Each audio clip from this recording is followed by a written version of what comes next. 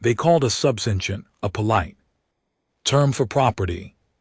One by one, the species of the galactic accord voted Earth into slavery, not conquest, not war, just a decision, a vote, and we lost everything. They came in silver ships, blinding light, alien tongues trying to sound like law and diplomacy. They didn't fire a single shot, just rolled out documents, a treaty, a sentence, a future rewritten without our consent.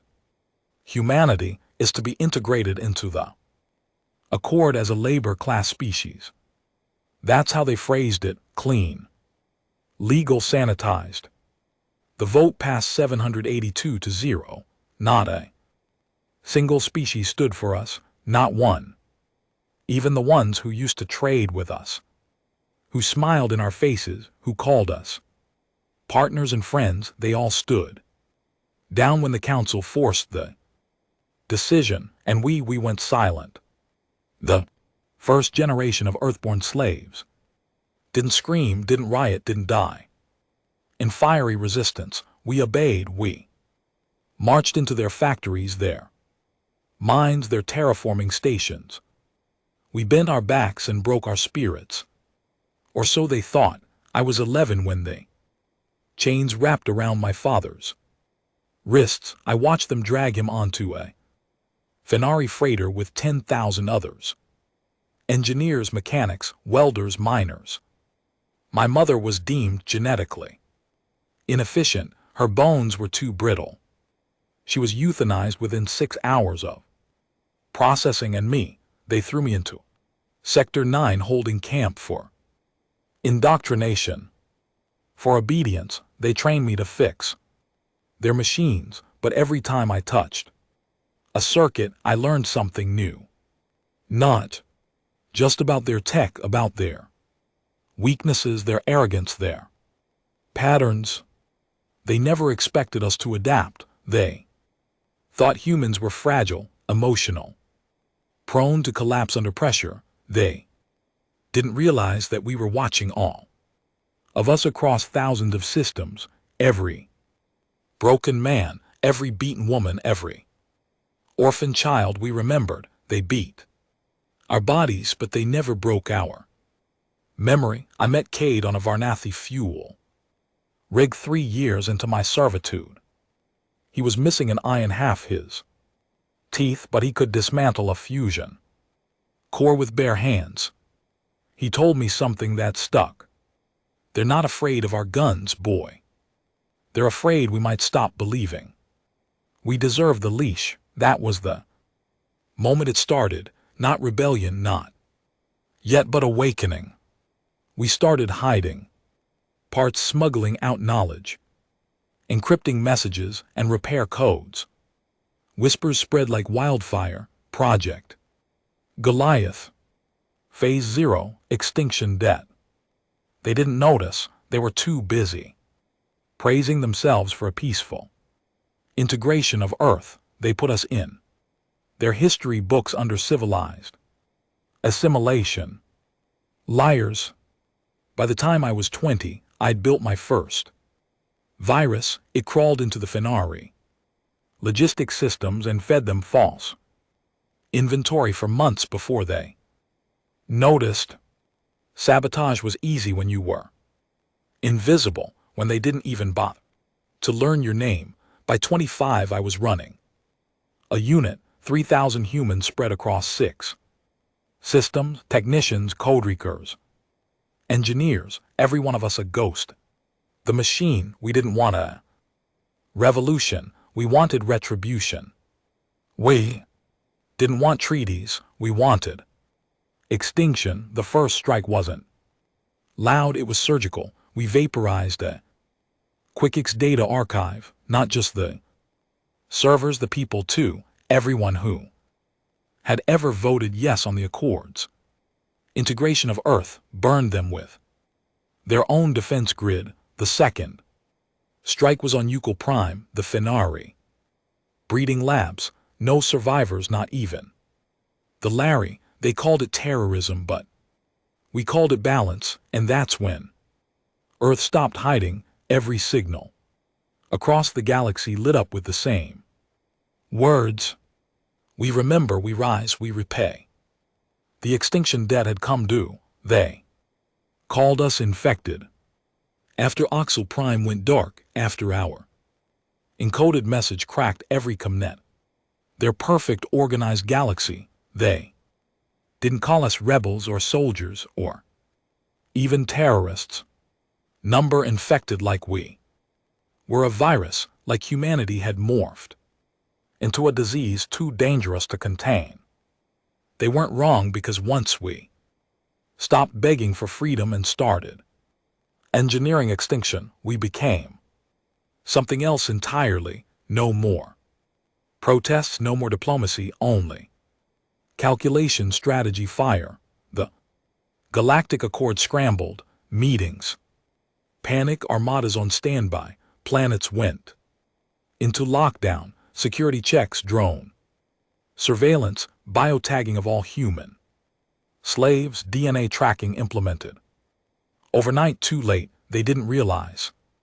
We'd been planning this for 30 years. The virus was already inside their networks, their systems, their people. And we had names, faces, coordinates. Cade always said revenge was best served with precision. That's why we didn't carpet bomb cities. We didn't attack civilians. No, we went for the architects. We went for the ones who signed the vote. I led Unit Thorn, 12 of us, all born in labor camps, raised by machines and pain, molded by fire. We were the quiet ones, the ones who never screamed during the whippings, because we were learning, studying, and now we were executing. Our first high-value target was Threx Olive, a Vernari diplomat turned corporate overlord. He owned 3 mining colonies on Theta 3, each filled with thousands of humans, working under gravity pressures designed to liquefy organs over time, slowly, efficiently. They called it economic optimization. I called it murder in slow motion. We didn't assassinate Threx. We made a statement. Threx died inside his own xerograph pleasure chamber. We reversed the polarity of the artificial gravity system and locked him inside. He screamed for 22 minutes before the emergency failsafe systems crushed his skull against the ceiling. We filmed it, broadcast it to every channel on the Accord. The message underneath was simple: you created us, now choke on your creation. Some species began to panic. The Rari voted to cut ties with the Accord. The Aksari proposed a conditional release of all human laborers. Too late, too late. We weren't fighting for rights anymore. We weren't humans anymore. We were the last breath of vengeance echoing across the void. Earth's surface had been scorched after the vote. They called it a compliance purge. They said it was to neutralize uprisings. In reality, they turned the planet that gave birth to us into a test site to study psychological endurance of species under extinction level stress. They studied our will, our pain thresholds, our breaking points, but they never thought to study our anger. Because when the ashes cooled, Earth was not dead. We were building beneath the crust, in bunkers under oceans, old factions, military remnants, scientific enclaves, rogue colonies began aligning. And when they finally looked again, Earth was no longer a charred memory. It was a launch pad. We renamed it Fort Wrath. Our fleets didn't look like theirs. We didn't build sleek silver starships with polished wings. We built war barges, ugly black jagged monsters, cobbled from salvage and blood and pain. Our flag, a human skull with the chains of the Accord broken across it. They thought we were primitive. We proved them wrong in 36 hours. That's how long It took Operation Black Dawn to erase an entire star system, not through nukes, not through fleets. We dropped a terraforming virus designed by a rogue human biologist who spent 20 years in a cornic lab pretending to be loyal. The virus liquefied the atmosphere. It took exactly 3 hours for the sky to boil and the oceans to turn acidic. We left one survivor, a diplomat named Jadu. She begged for mercy. We told her to deliver a message instead. Return every human body or we will turn your stars into cinders. By now some species wanted out. They tried to bargain, offer apologies, return colonies. We didn't accept, because for every one of us they took, for every father whipped, every daughter sterilized, every boy broken in a re-education camp, there was no forgiveness. We weren't killing because we had to. We were killing because it was earned. One of our sleeper agents sent me a transmission from Corridon Prime, the political hub of the Accord, the same council chamber where the vote was passed. They were calling us a threat to galactic civilization. They still didn't get it. We weren't just a threat, we were the consequence. Unit Thorn was ordered to take down a new target. Dravari Tall, architect of the Accord's behavioral conditioning protocol, the same program that broke human minds and turned rebels into obedient drones. He operated out of a hidden medical facility orbiting Delcar 4. We didn't strike from orbit. We infiltrated. We walked in with forged badges, dressed in stolen Accord medical uniforms. And when we reached the core lab, we forced him to activate his own restraint chair. You know why you're here, I told him. I was following policy, he said. It was. I sliced his tongue before he could finish, then I injected his spine with the same compound they used to pacify children during slave onboarding. He spent the next 42 hours paralyzed, eyes open, brain aware, while we showed him video after video of his own experiments, but with him as the subject. And when his heart finally gave out, we uploaded the entire event to the Accord archives under a new file, Human Justice Protocol, number 32. Each strike we made had a name. Each target was archived, logged, ranked. We weren't a resistance, we were a reckoning, but war takes a toll, and not all of us made it. Cade was hit during the extraction from Tall's lab. A rail gun round tore through his abdomen. He didn't scream, just looked at me and smiled with blood in his teeth. Don't waste this, make it hurt. He died 2 minutes later, clutching a detonator. We left him behind with the whole station rigged. He took 500 of them with him. I didn't grieve. I didn't have time. Because the next phase had already begun. Earth had built a weapon, not just ships, not just soldiers. Something ancient buried beneath Antarctic ice. Since before the collapse, we called it Project Leviathan. Some said it was a remnant from the old Terran defense network. Others believed it was something more, part machine, part alien, a hybrid the old governments had hidden away. We just knew it could destroy entire moons, and we now had it online. We sent a message to the Accord, a direct transmission. My voice, no distortion, no disguise. You voted to enslave us. You used our blood to build your civilization. You turned Earth into a testing ground for your cruelty. Now we burn it all down. This isn't war. This is the debt being paid in full. They responded by sending a fleet, 12 capital ships, hundreds of fighters, drones, cruisers. We met them At Kepler's grave, an asteroid belt, where old Earth colonies once mined rare minerals, we let them come, let them surround us, then we triggered Leviathan. The blast didn't just destroy the fleet, it tore a hole in subspace, collapsed a gravity well, and erased the sector from navigational charts. Millions died. We didn't lose a single ship. After that, the Accord stopped pretending. They called for emergency protocols, military unity, a holy campaign to purify the infection.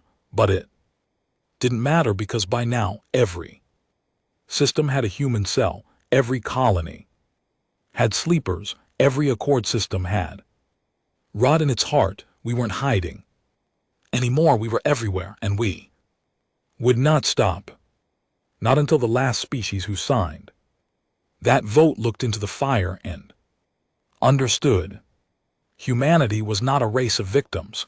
We were the storm they birthed through arrogance. We were the end they bought with silence. We were the extinction debt made flesh. We never intended to survive this war. We didn't need to. We just needed to end them before they buried the last memory of what it meant to be human, and we were doing it one system, one species, one execution at a time. The Accord had finally stopped pretending we were a minor threat. They declared galactic martial law, issued purge orders, and reinstated military doctrines not seen in 1,000 years. They called it the Sanctum Directive, a full-spectrum annihilation protocol. We had a name now, the Scourge of Earth. They painted us as monsters, but they were the ones who voted for slavery, who ripped children from their mothers, who pumped drugs into our blood to kill our will. They made us dig the graves of our own people, then called it integration.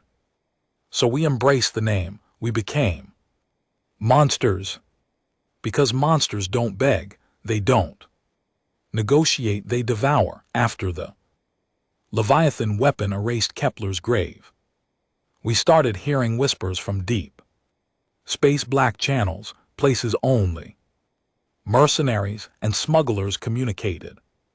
The whispers were fear, panic, rumors of human ghosts riding death ships through abandoned mining belts, colonies being wiped out without a trace, entire planets losing power, oxygen, life without a shot fired.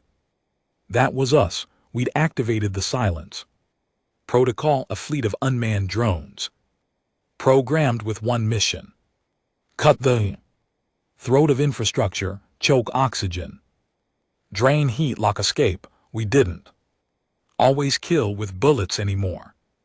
Sometimes we just let them freeze in the dark. And it worked. The Accord began eating itself. Supply lines failed. Communications collapsed. Trust between species already thin fractured. The ones who once voted as one were now hoarding resources, accusing each other, blocking border access. Paranoia spread like wildfire. Some tried to surrender. We never accepted, because we weren't looking for surrender. We were delivering final judgment. We had a list. Every Accord species that voted yes on the slavery motion was ranked. The top 5 were prioritized.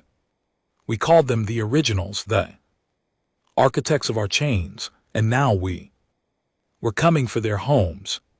First on the list was the Vernari Highs. Their core planets were wrapped in orbital fortresses, shielded by a military fleet that had enslaved half the galaxy for generations.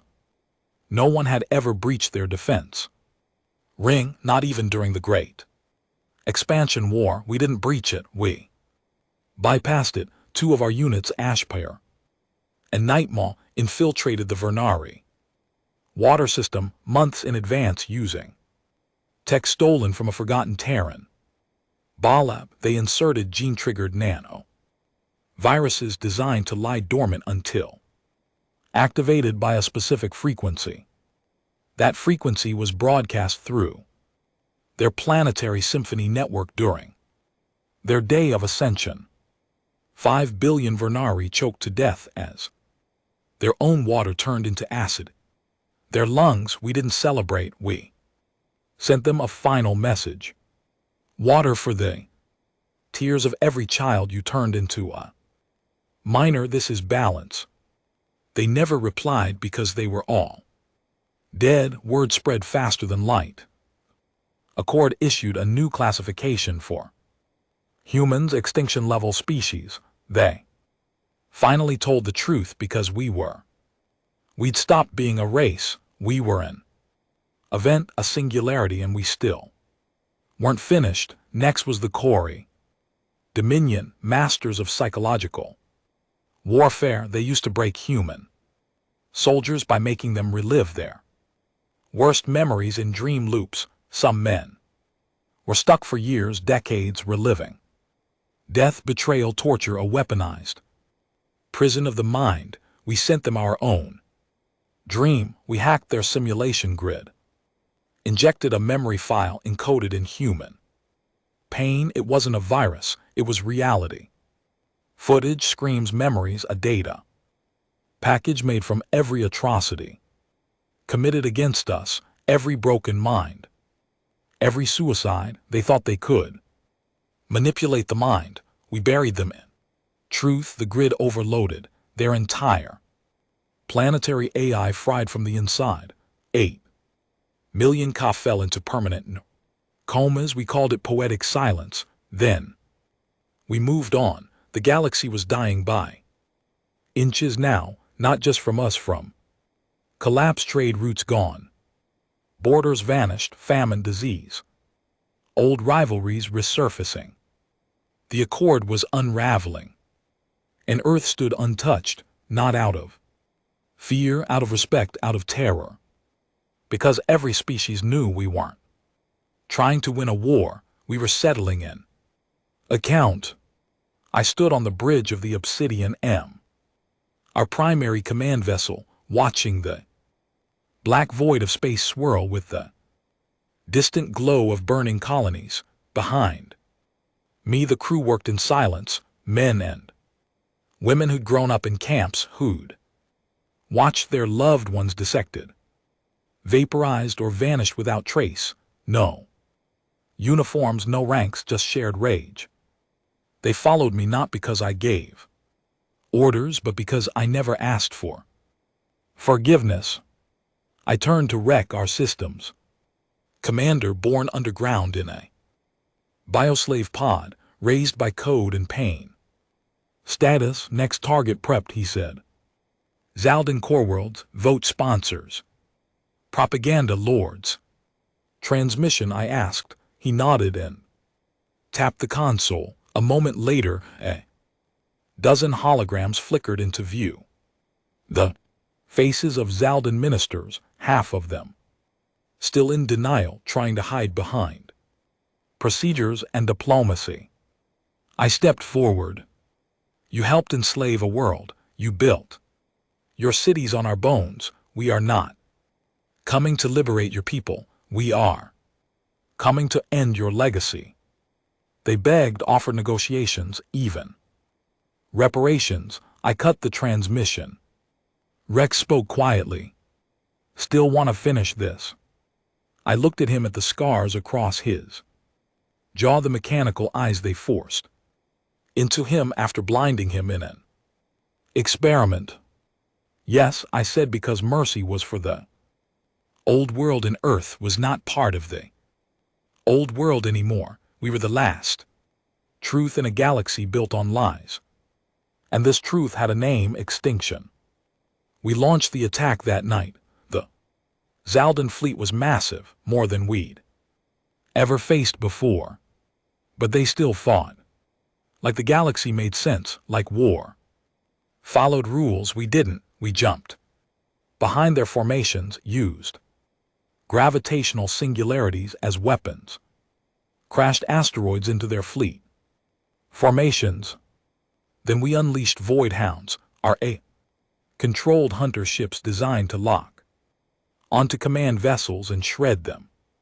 From the inside out, they never stood a chance. By morning, the Zeldin home world was gone. We didn't nuke it. We redirected their own sun with a gravitational beam. They boiled in daylight, and we didn't stop to watch, because another name was next on the list, and after that another, until all who stood silent were silenced forever. The void was quieter now, not peaceful, just quieter. That kind of silence only comes after something has been broken too far to make noise anymore. It had been 6 years since Earth launched the first wave of retribution. 6 years since the Accord made their final vote, the vote that rewrote humanity's place in the universe as a thing to be owned, consumed, bred for labor, and discarded in silence. And now the Accord didn't exist. Of the 782 species that voted for Earth's enslavement, less than 70 remained. Half of those were in hiding, the rest were in orbiting tombs, planets stripped of air, fleets turned to drifting skeletons, cities left in absolute stillness. And yet we weren't done. I stood in the war chamber of the Black Spire, our deep Space Command vault buried inside the core of a hollowed-out moon. Every wall hummed with silent data, target streams, AI kill probabilities, and extinction status updates. We didn't call them battles anymore, we called them cleansings. Rek entered the room. He looked worse than usual, pale, gaunt, eyes twitching from too many nights spent awake in simulation chambers. They've gone dark, he said quietly. Who? The Hilari Collective. I turned slowly. Another defector. Number not defection, obliteration. Something hit them hard. It wasn't us. I raised an eyebrow. No trace, no message, nothing. He nodded. Just a wall of static. Entire sectors gone black. Communications, traffic, energy. Signatures like it never existed. My gut twisted. That didn't make sense. We'd left them for last. They were the most cowardly of the originals. Cowards who voted yes, then ran to the edge of the known systems the moment we started burning their allies. They didn't fight. They didn't beg, but now someone beat us to them. Maybe it's internal, Rek added. Civil collapse. I stared at the console, then leaned in and accessed the Hari dossier. They were archivists, not warriors. Passive manipulators. Their influence ran deep, not through violence but through memory. They rewrote history, silenced victims, controlled truth. They were the ones who deleted Earth from the universal database, the ones who ensured no species ever remembered what we once were. When a child born on a distant planet asked what human meant, they were told nothing, a classification error. That was the Harari's work, and now they were gone. I didn't like that. We were supposed to end them, because vengeance only matters when it's personal. Send a recon unit. I ordered one ship. Silent jump, no broadcasts. Rek hesitated. We've got other targets. Cute, the Shally syndicates. They can wait. He didn't argue. Nobody argued with me anymore because I was the last one who remembered before the vote, before the fires, before we stopped being people and became something else. I wasn't a soldier anymore. I was just momentum. The next 3 days passed in simulation.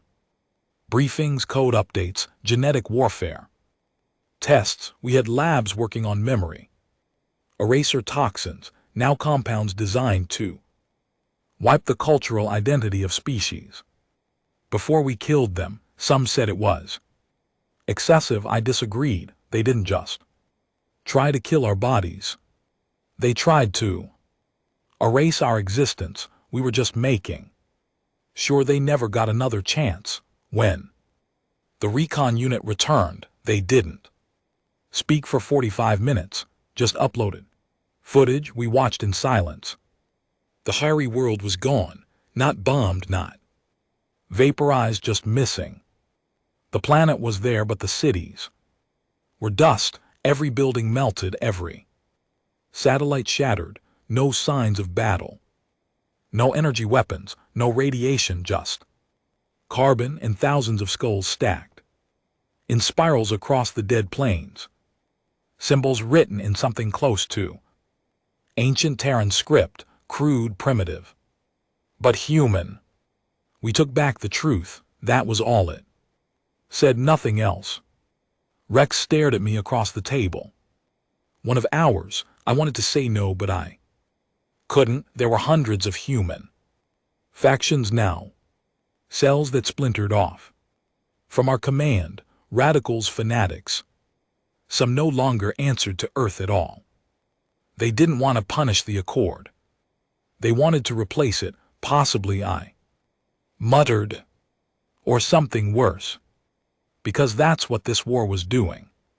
To us, the more we burned, the more we rotted. We weren't just killing monsters, we were becoming them, and yet I didn't stop, because when I closed my eyes, I could still hear my mother's scream as the sterilizers took her, still see my father's face covered in cold dust, coughing his lungs out in the Fennery labor tunnels, still smell the blood-soaked learning mats where children were taught to submit before they were taught to speak.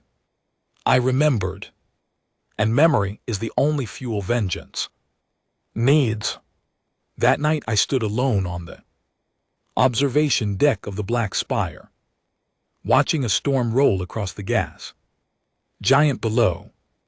And for the first time in years I felt cold, not in my skin, in my soul. What would we do when it was over? When the last name on the list was crossed out? When the last target begged and there were no more blood debts left to settle? Would we stop? Would we know how? A low chime echoed across the deck. Priority message. I turned to the console. Not an enemy broadcast, not coordinates, a voice transmission from Earth, a real-time feed I hadn't heard from Earth Command in months. I opened the channel. It was General Bram, head of Leviathan Control. His face looked thinner, eyes sunken. The war had aged him, or maybe guilt had. His voice was quiet. We have a problem. I didn't speak. There's been an incident in the Pythos cluster, a rogue human fleet. Not ours, I asked. Number independent cell. They took out 3 Accord worlds, but this time they didn't stop with the military. He paused, swallowed. They executed civilians, children. Streamed it. My hands clenched the edge of the console. Why? Because they believe we're being too merciful. Silence hung heavy between us. They've started calling themselves the Red Dusk. He added, and they've declared war on Earth. I stared at the screen. So it had come to this. Our vengeance had fractured. Too many fires, not enough control. We'd created a generation of warriors who only knew hate, not purpose. Now Earth, the mother of this fury, was under threat from its own children. We'll handle it, I said. Bram's eyes met mine. Make it clean, fast. I cut the channel. I stood there for a long time, heart pounding, silence pressing in. Because this was the cost. This was the truth behind extinction-level fury. Once you unleash the fire, you don't get to control where it spreads. I walked back into the command room, and the crew looked up. They saw it in my face. Something had changed. Not the Mission, not the rage, but the target. This wasn't just about the Accord.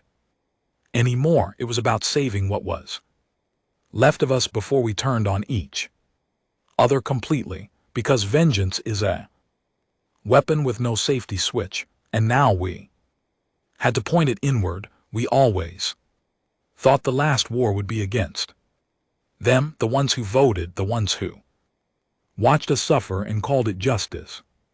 We never imagined it would be against our own, but here we were on the brink of another war, and this time the enemy bled like us, spoke our language, shared our scars. The Red Dusk weren't aliens. They were born in the same slave camps, raised under the same boot, trained with our tactics, taught the same rage, but somewhere along the way they stopped believing in vengeance and started believing in annihilation. They didn't just destroy Accord colonies. They didn't care about votes, architects, targets, or guilt. They burned entire bloodlines, killed civilians, babies, erased cultures, because to them, survival of anyone not human was a threat. Even Earth, they claimed we were weak for stopping injustice, for choosing surgical strikes instead of genocide. They called me the Mercy General. Let that sink in. After everything I'd done, all the blood I'd spilled, mercy because I didn't wipe species clean, because I still drew line. Red Dusk didn't have a line. They had a countdown. When Earth Command intercepted their encrypted transmission, the message was short. Earth has gone soft. You spared the whip masters. Now they multiply again in shadow. We're finishing what you never had the stomach to start. Join us or burn with them. That was the day Earth officially declared Code Blackfall authorization for preemptive termination of all Red Dusk fleets, assets, and personnel. A civil war written in the same blood we'd spent 6 years spilling, but this time the shame was ours. Their first strike came fast. Outpost Sigma 4, a remote human refueling station orbiting a dead moon in the Curan Drift. It wasn't military. It wasn't offensive. It was just a sanctuary for rescued laborers, mostly elderly, some children. Red Dusk vaporized the station in a kinetic impact strike. No survivors, no warning. We found a message etched in the debris. No more weakness, no more ghosts. When I saw it, something in me snapped. I gathered the command unit, Thorn. Record my inner circle, the ones who'd been with me since the days we scavenged tech from garbage heaps and ate insects. To survive, I told them the truth. This isn't a mission. This isn't vengeance. This is a culling. We tracked the Red Dusk signal to a rogue war barge called the Eternal Ash. Last seen crossing the Gamma Divide, an uncharted rift filled with subspace storms and gravitational anomalies. They were hiding where the laws of physics barely held together. We followed. The trip cost us 2 ships and a dozen men shredded by wormhole collapse and plasma surges, but we reached them. They weren't hiding. They were waiting. The Eternal Ash drifted silently. The collapsed remains of an old Accord dreadnought, a graveyard of twisted hulls and frozen corpses, and from that wreckage came their signal, alive. Broadcast, a man appeared on screen. Human my age, eyes full of blood and conviction. Hello, brother. I didn't recognize him, but he knew me. I watched you, he said. Back when you cracked the Accord's throat. When you dropped the hilarious son, I followed every strike, every message. He smiled, teeth cracked and yellow. You inspired us. I'm not your hero, I said coldly. Number your warning. You stopped too early, left the rod alive. He stepped aside. Behind him, stood children, red dust cadets 10, maybe 12 years old, all armed, emotionless. Your mercy cost us everything, he said. We gave them a second chance and they've started rebuilding, new treaties, secret pacts, it never ends. He leaned in. We won't make your mistake. I ended the call. There was no point talking. You don't argue with a wildfire, you extinguish it. We launched the assault at midnight ship time.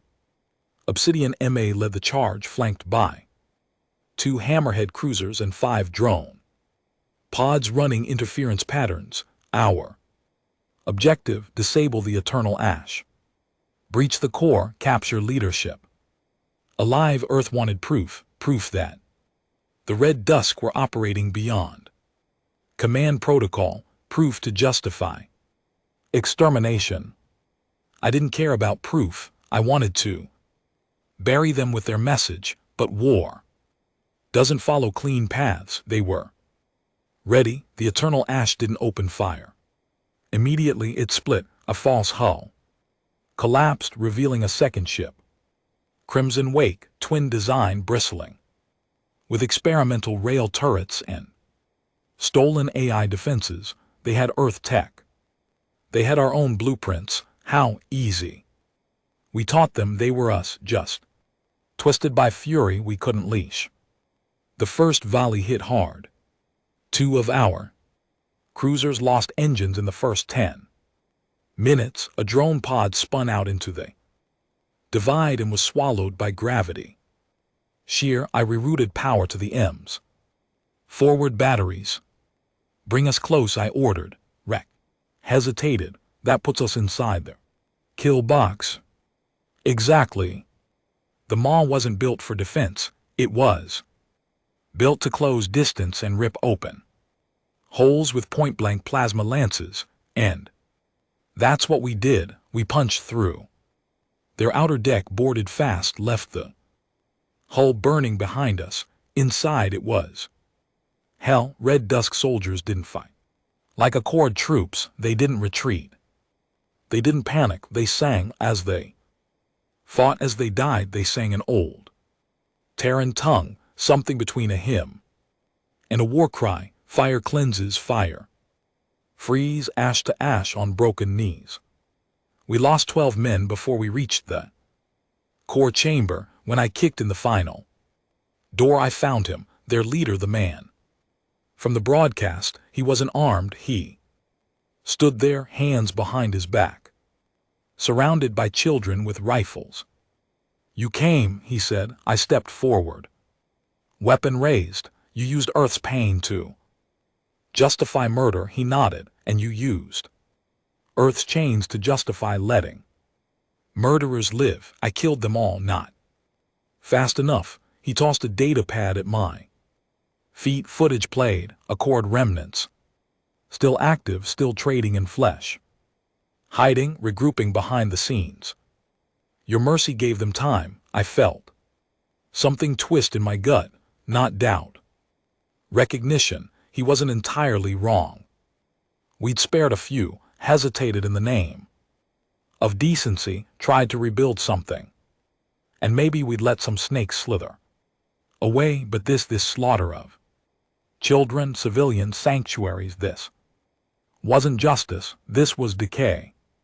I stepped closer. The kids raised their rifles. I spoke quietly. You're not saving us, you're poisoning us. He smiled.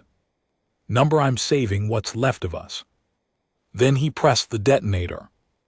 The explosion didn't kill us. I'd already rerouted Ma's AI to isolate their core and shut down most of the blast, but the Eternal Ash burned. We dragged what we could back to the ship. None of the children survived, and I sat there alone in the medbay, staring at the broken face of a man who once believed in what I believed in until he believed too hard. Rex sat beside me, quiet. We didn't talk for a long time. Eventually he spoke. Do we keep going?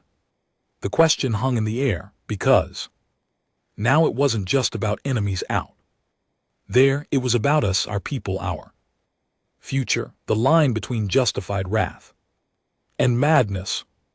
I looked down at my hands, scarred, burned, tainted with 1,000 deaths. But they were still my hands, and I wasn't done yet. We kill the rest of the red dusk, I said fast without spectacle. Rec nodded, and after that I looked out the viewport where once there was war, now only questions. Then we go home, if it still exists, if we still know how. The last red dusk fleet was caged inside the Maraxis fold, a collapsing neutron storm 40 light years across. Nothing entered without being shredded by gravitational coils, but they weren't hiding from us, they were hiding from themselves. After the eternal ash burned, and their fanatic leader blew himself apart, the rest of red dusk fractured. No more unified code, no orders, just chaos held together by shared hatred. But not just of aliens anymore, of us. Of Earth, of anyone who hadn't sunk as deep as they had into the belief that only extinction guaranteed peace. We intercepted dozens of broken broadcasts, frantic calls, scattered war chants, even sobbing confessions from red dusk officers trying to abandon the cause. Most of them ended with a single sound, a gunshot or silence, and yet their fleet remained, 20 ships all stolen, Earth tech all running hot and wild, all pointing their weapons back at the planet that made them Earth, my home, the place that started it all, the one thing we'd spent years protecting. Now, they were coming to burn it down. I stood in Earth Command's last war chamber, deep below the Greenland crust shield, where the old Earth defense network had been reactivated after the Accord's fall, massive iron walls lined with satellite feeds, atmospheric scanners, and the weary faces of those who'd survived not just a galaxy of enemies but a lifetime of betrayal. I looked at Bram across the room. His uniform was faded, but his stare still carried weight. He tapped the table. Once they're making their final move. I nodded. Full assault. Not yet. One ship. A message vessel. What's the message? He pulled it up on the central screen. Red Dusk officer stood, gaunt and shaking, blood caked on his armor. His voice was hoarse but steady. We are not here to conquer Earth. We're here to free it. Free it from what? The transmission asked. From you, the screen. Cut to black. I turned to Bram. This ends now. We deployed at midnight, cloaked under the magnetic interference of the fold. 5 vessels, my elite squadron, no reinforcements, no escape plan. We weren't going to fight for hours. We were going to cut the head off the snake before it writhed its way toward Earth's atmosphere. My ship, the Warbur, punched through the rim of the storm first, every gauge lit. Red hull pressure fluctuated. Our A had to reroute power every 60 seconds just to keep the engines from imploding.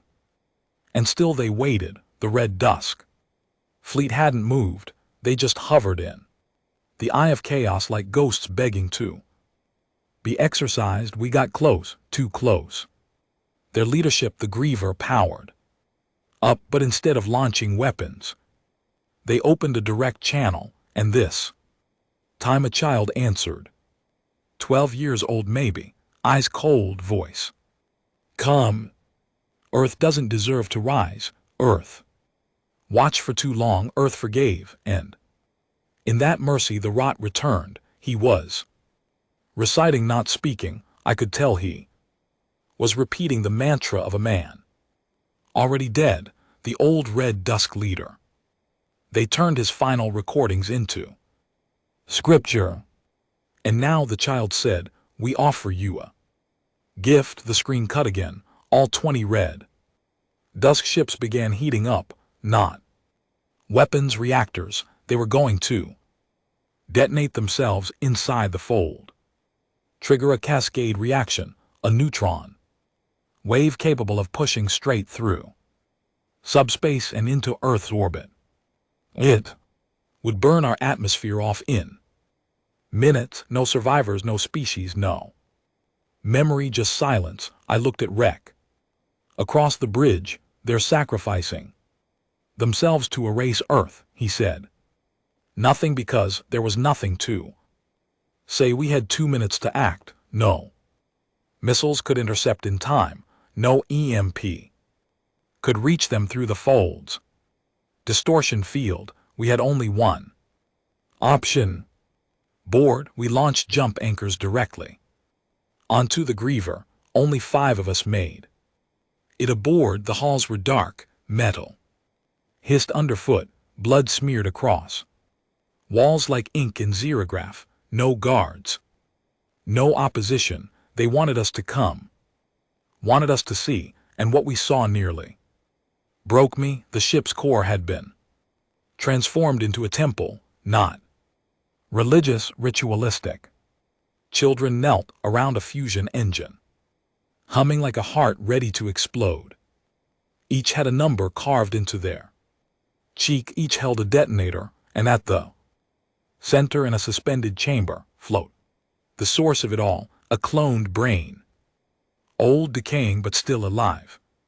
Connected to wires, filters, speakers.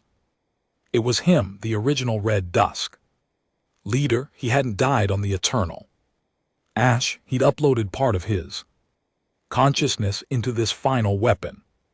When we entered, his voice echoed through the chamber. You made us in your fire. Now we return it tenfold.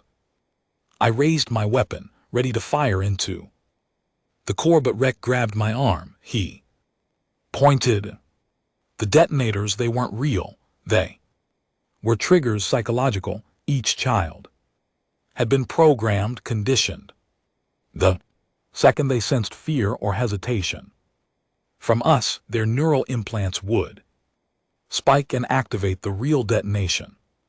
Through the core, it was bait. We had to walk through hell and not flinch. I stepped forward. The first child looked up, tears in his eyes, but no expression, just acceptance. He didn't hate me. He didn't know me. He just knew obedience to the message burned into his head. I dropped my weapon, unarmed, vulnerable. I reached out and placed my hand on his shoulder. He blinked for the first time. He flinched.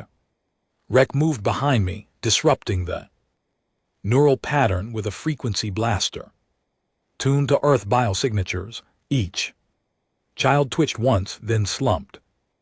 Alive, unconscious. The moment passed. The timer on the fusion core stopped. We shut it down. Earth lived.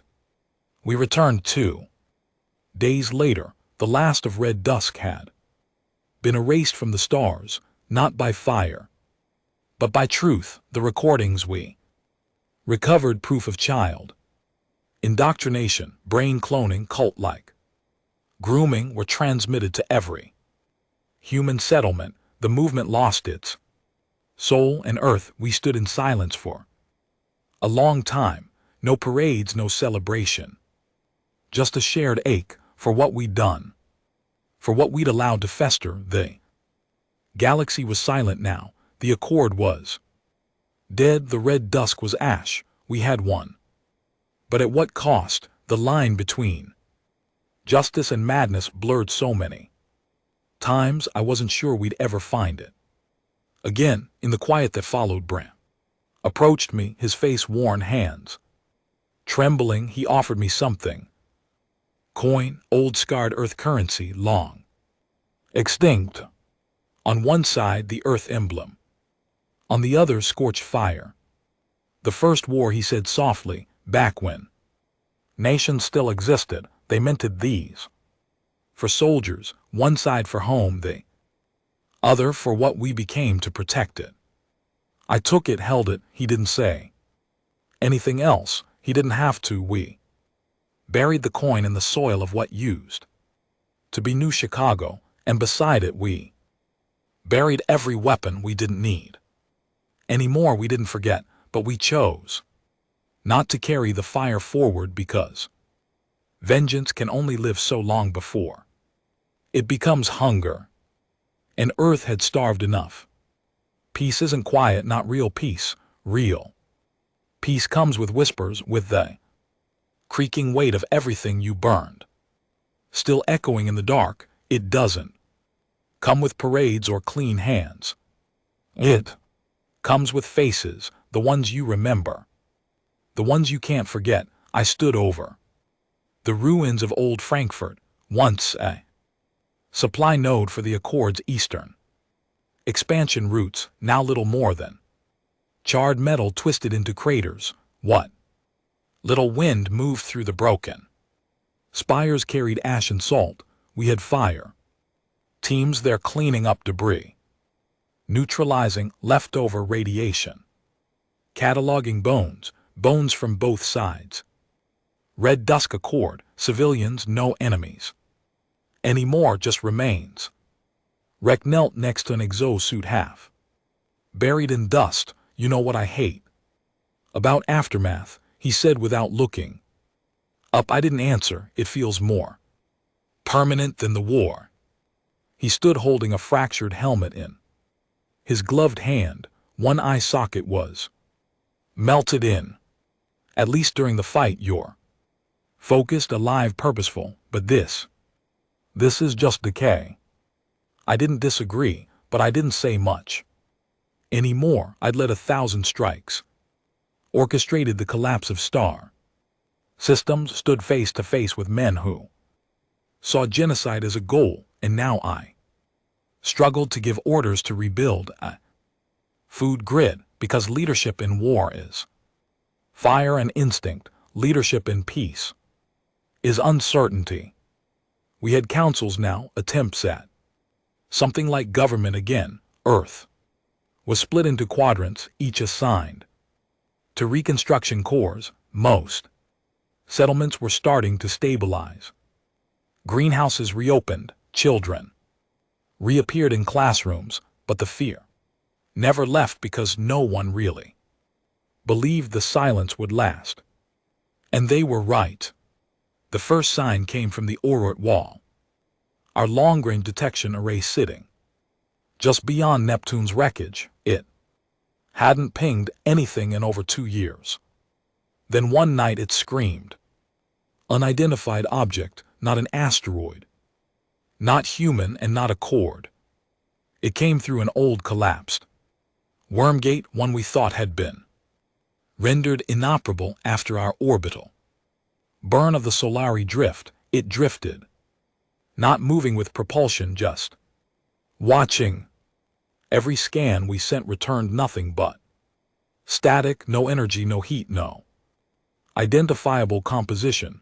We sent a drone, it never came back. We sent 6 more, gone. Earth Command called it a ghost anomaly, a leftover machine from some dead race, a remnant of a war even older than ours. But I had seen enough to know better. Some things in the dark aren't remnants, they're witnesses. We activated Black Protocol again, silent lockdown, civilian broadcasts encrypted, military posts reinforced without causing alarm. We didn't tell the world yet because Earth had just started breathing again, and if we screamed too soon, the panic would kill more people than this thing ever could. But I didn't sleep.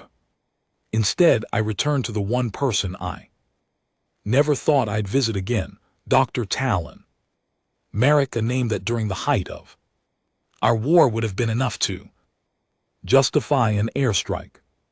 Talon had designed the Leviathan project. She helped engineer the virus that cracked Hari DNA and liquefied an entire species in 17 minutes. She was part savior, part monster, and after the war we locked her away deep beneath Titan's black ice. Not because she Betrayed us because she enjoyed the war. Too much, but now we needed her mind. They unsealed her cell with enough guns to kill a city. She didn't flinch. She just looked up, smiled, and said, "Let me guess, you killed all your monsters. And now something's knocking on the door.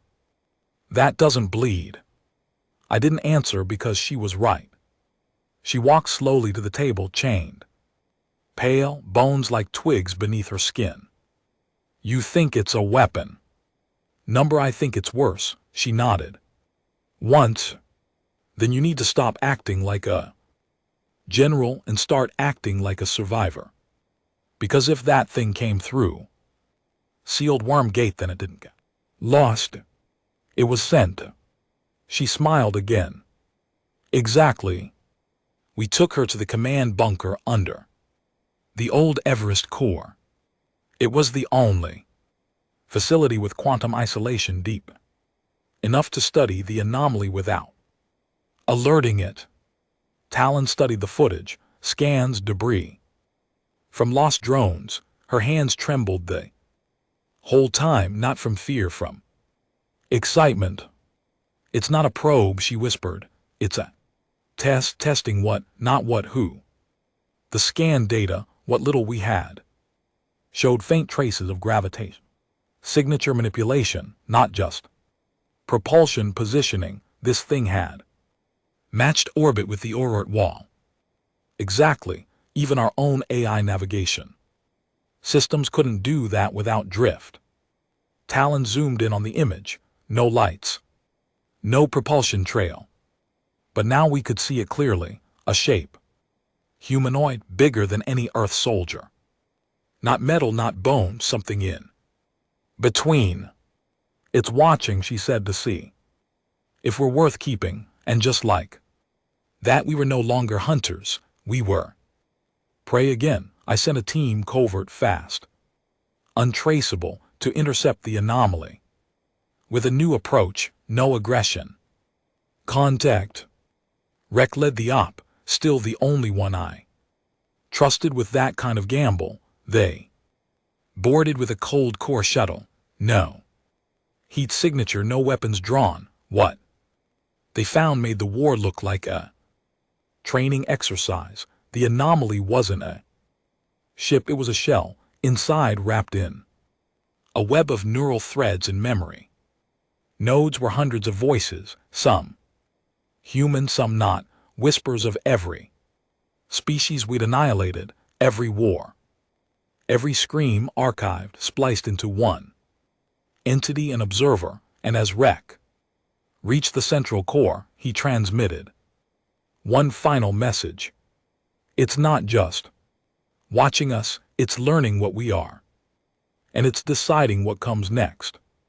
Then the feed cut out. We never got him back. The observer vanished from the Oort wall 3 hours later. No trace, just a single marking etched into the satellite hull before it disappeared. Extinction is not to vengeance, it is pattern. Now I sit beneath Earth's red sky, watching new towers rise over old craters. Children play again, markets reopen, people laugh, but the sky is different now, because somewhere something knows our story, not from legends, not from allies, but from our dead. It holds their voices, and it knows we were never just victims. We were executioners, righteous maybe, but merciless. And now the galaxy may not fear us anymore. It may simply be preparing for what comes after us. Because extinction, as the observer said, isn't revenge, it's a pattern, and Earth may be next. I never expected peace to feel like suffocation, not after everything we lost, not after what we did to earn it, but as I looked up at Earth's blood-ash sky, saw the faint shimmer of orbital satellites rebuilt over our atmosphere, I realized something hard. We trained ourselves for war. We never trained to survive. After it, for 6 years, rage was a compass, pain was fuel, Now the fires were out, and all that was left was the smoke, and something in that smoke was watching us. We knew it hadn't left. The observer was gone from our scanners, but its presence hadn't vanished. It had changed, migrated, dispersed. No signals, no visible ships, but technology started failing without warning. Satellites drifted from course by inches each week. Drones returned with memory gaps, entire hours missing. Dreams started recurring across different cities, shared hallucinations. Among unrelated people, one phrase kept surfacing in all of it: it is not enough. To survive, you must prove you deserve to. The pattern, the judgment. Bram called the last council into session inside Earth Core Vault 1, a chamber once built for nuclear retaliation, now repurposed as the cradle of our fragile new world. He stood stiff in front of the room, older, thinner, his metals dusty with disuse. We've rebuilt food chains, air trade. We've turned soldiers into workers and warships into weather stations, but it may not matter. I said nothing. I was just there to listen, because I already knew the real question wasn't whether we were ready to fight again. It was this: if the universe is holding a mirror to our soul, what does it see, and what would we do if we didn't like the reflection? One of the young administrators, a clean-suited idealist from the Pacific resettlement zone, stood up with shaking hands. We've done our best. We restored education, healthcare, communication. We shut down rogue cells. Isn't that enough? Bram looked at him. Enough for who? The silence was a sentence. That night I walked alone through what was left of old Sydney, its skyline, once glass and steel, now half covered in vines and digital mesh from atmospheric drones. People lived in its ruins now, rebuilt from scratch. Families, children, laughter, but under that laughter lived something deeper: fear. Because the observer hadn't just come to see what we'd done, it had come to see what we'd become, and so far it hadn't spoken again, which meant its answer might already be decided. Talon Merrick was the first to make sense of the silence, still confined, still watched, but we had no one smarter. She studied the observer's data, residue, the trace particles it left behind. When I visited her ice chamber, she was smiling, not her usual mocking smirk, something else, sadness maybe. It's not going to kill us, she said. No. I asked. Number, it's waiting for us to do it. She slid a data slate across the table. Complex patterns, binary trails, echo loops. It seeded something. I don't know what, but it's viral and it's elegant. Biological, psychological. It's not destroying our systems, it's repurposing them. For what? To study how we collapse. Days later, the first fracture happened. A ship returning from Alpha storage orbit docked early. Its crew had changed slightly. Their voices didn't match their logs. Their biometrics were close, but not perfect, and they didn't remember certain things they should have. We ran genetic scans. They were human, but not the ones who left, and when we tried to detain them, they simply stared. One of them whispered, "We are the version that passed. Test is not over." And then they vanished, not escaped, vanished. No trace, no heat, no teleport signature. Just erased. That's when Earth Command issued Protocol Greyfall, a full review of every returning expedition, every signal, every shipment of data, and one truth became clear: the observer had built a copy of us. Somewhere, somehow, not just of our soldiers, of our cities, of our decisions. It was running simulations, testing versions, and the one that survived wasn't necessarily us. We were no longer alone. We were no longer original. I gathered the few people I still trusted, record talent, a girl named Leo, who'd once led an information cell in the Eastern Crater Ring, and we went off-grid, no council, no command, because we knew what was coming, and it wasn't a war, it was a choice. We located the source of the data loops, the origin node of the observer's final broadcast. It was deep beneath the Mariana Fold, a chasm in Earth's crust, formed when orbital weapons collapsed the seabed during the Red Dusk riots.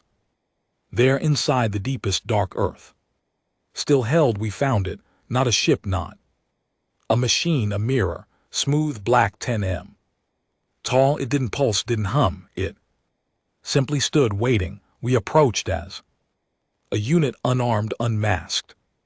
When we stood before it, the surface shimmered, not with light, with memories, images of the war, every strike I'd ever called, every city we burned, every plea I ignored, every child we failed to rescue, every civilian I sacrificed for a target. It showed everything. Leo began to cry. Rex stood frozen. Talon smiled again. Ah, so that's it. What? I asked. It doesn't want to judge us, it wants us to judge. The observer wasn't here to punish. It was here to offer a final test. Could we live with what we did without becoming it again? Because survival isn't just about not dying, it's about what you become when the dying stops. We didn't speak, we didn't run, we just stood there and faced it, and then the mirror cracked, not shattered, just one single fracture down the center. Light spilled out, and a voice, not in sound but inside us, whispered, "Your version remains unchosen, but the choice is yours. Choose peace and bury the fire, or choose memory and burn again." Light faded, the mirror turned gray, then turned to dust. We emerged from the fold days later, changed, not redeemed, not forgiven, but awakened, because Earth didn't need another war, it needed to let go. So we returned to the council, to the cities, to the survivors. We told them everything, and for once, no one called for retaliation. No one called for weapons, they called for closure, and so we gave them one last ritual. We built a monument, not to the heroes, not to the victories, but to the monsters we became, to the ones who never came back, to the lines we crossed. It was forged from shattered starship holes and data fragments. At its base were no names, only words. We remember not to burn again. And the observer, it never returned, because maybe it didn't have to, maybe it was never one thing, maybe it was just the last test all species face. When your enemies are gone, who do you become? I'm older now, my bones ache, my scars hurt more than they used to. I walk the earth that somehow still turns. Children run past me, they don't salute, they don't know my name, and that's exactly how I want it, because my legacy isn't a flag.